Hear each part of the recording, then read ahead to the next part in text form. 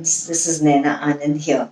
Today we are going to see strategies to help children improve their expressive language. I have a friend with me right now and her name is Quirky. Hi Quirky, say hi to our viewers. Hi there. So you can see that Quirky is a little bit asking me why do children have problems with expressive language? Let me ask you, Kirky, why do children have problems? I know. Okay, tell me. So, children, when they are small, they are the ones who are not allowed to speak all the time. When they want to say something, at that time also, they are made to say, be quiet. Quiet. Yes, shh. That's what they have to listen to. And because of that, Quirky feels that is why they are not able to express themselves in expressive language later.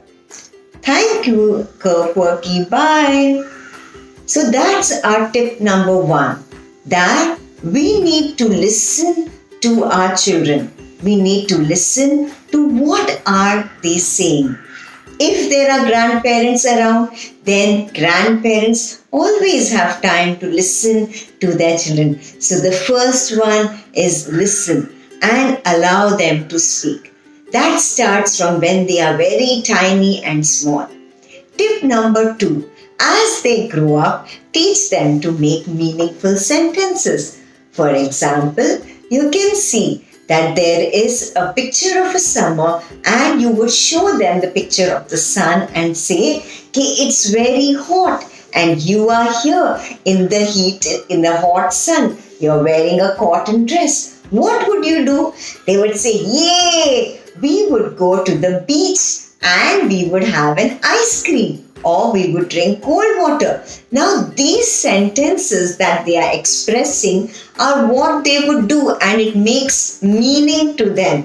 What is meaning to them? They are able to express better. So second is teach your children to make small, tiny, meaningful sentences. Tip number three, it is very important to teach children. Supposing you want to teach small children to write about a topic of my day. Teach them first what did you do in the morning, speak to them in the afternoon, in the evening time, in the night time.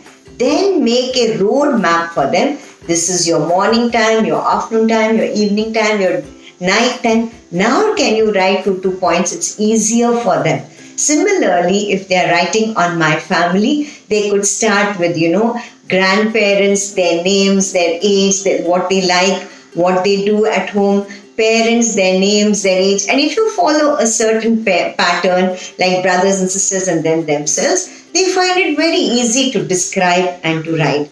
Now you can tip number one was listen to them. Tip number two is to have them do a meaningful sentences for them. Tip number three was to give them a roadmap of days or of a particular topic in a particular way which they are able to correlate with. They need to correlate with it so that they are able to write.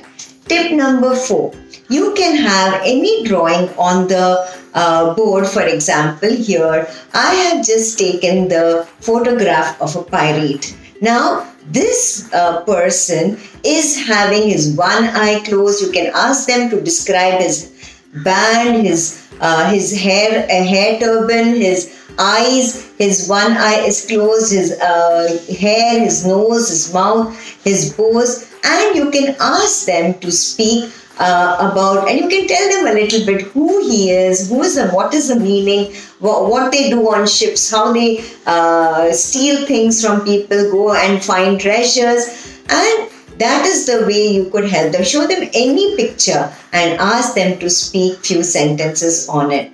I have a very interesting story of a child who, when this picture was shown to them, told me a beautiful story of a pirate that he went down deep into the sea, found lot of jewels, and how he became rich, left his profession and started doing good. Okay, That was my tip number 4. Tip number 5. See that it is very important to take children for field trips. You can see here that there is a picture shown here of many animals going on a picnic, a field trip. It's on a field trip that children are able to know that what are plants, what are trees, what are roots, what are leaves, what are birds, what are animals. They talk a lot. They find time to jabber with their friends, and they take photographs. They have so much to share with their parents, and it is important for them to enjoy, for parents to listen and understand what they enjoy, what they had, what they did, and to note it down. And maybe a teacher who's smart will see to it that days later she would ask them to write their experiences. Okay, so when children go on a field trip, they see the real trees, they talk with their friends, they spend time with one another. That also helps them to become more expressive. Also, you can see that there is a lunchtime. Let's think of a lunchtime in school. A lunchtime in school, if the teacher is sitting with the children, or at home, if parents and children are sitting together on the table, that's a time when children sometimes like to share their experiences, what they felt throughout the day. And when they do that, they are able, when they get the listening ear from their parents, they are able to express themselves better. So like Quirky said, it is important for us to listen to our children and to help them express themselves. Now, expression may be in the form of a drawing. They may draw pictures. They may write a poem. They may write a letter. They may write diaries. They may write whatever they have done, or they may write something which they feel. Expressive language is allowing a child to express on the inside to the world and communicate to them what they are feeling and their emotions. I'm sure these tips would have helped you. Thank you.